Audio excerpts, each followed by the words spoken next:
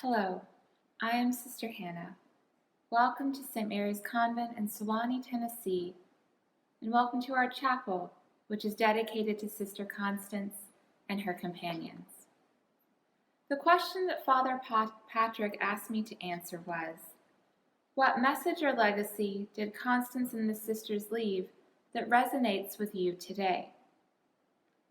When I think back on the legacy of Sister Constance and her sisters, 3 points come to mind that I think resonate with our lives today. First is that courage takes many forms. It's easy to look back and focus on the heroism of doctors and nurses and those with medical training that were caring for victims during the epidemic. But it's also important to reflect on the sisters' courageous contribution of caring for victims despite not having official medical training, yet still doing and learning all they could to nurse yellow fever victims. There was also courage involved in those who risked their lives in getting messages to the sisters about who was infected and who needed help. There was also courage shown in the many volunteers, clergy, nurses, and other sisters who put their lives at risk and came from other cities and states to help the sisters. The second point I take away is that there is no act of kindness that is too small. The Bible teaches us that whatever we do to the least of these, we do it unto Christ. Although over 5,000 people died in Memphis by the end of that terrible year, 1878, thousands more lived and survived. Sister Constance noted in her letters that those who received nursing care seldom died of the yellow fever disease. We don't know how many people are alive today thanks to the care of Sister Constance and her sisters.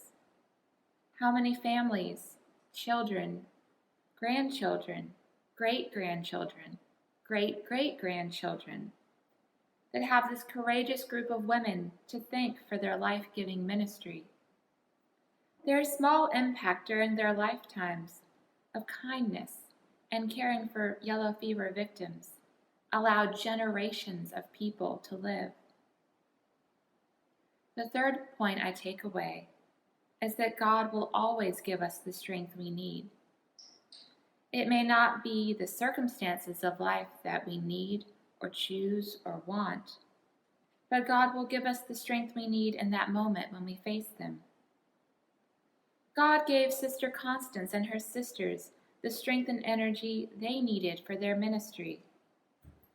And God also gave them the hope and faith to persevere as best they could, knowing that suffering and death were not the final word, because they knew they were destined for resurrection. When things seemed overwhelmingly terrible and hopeless, God gave them what they needed to do, what they were called to do, and God gives us the strength we need as well. In years past, there was a line from the prayer for the feast day of Sister Constance and her companions that is printed on flyers for this event that reads, "Inspire in us like love and commitment to those in need." Those lines can still speak to us today if we let them. We can still learn from their example, though we can see courage existing in many ways today, that there is no act of kindness too small, and that God will always give us the strength we need for the ministries we are called to accomplish. Thank you.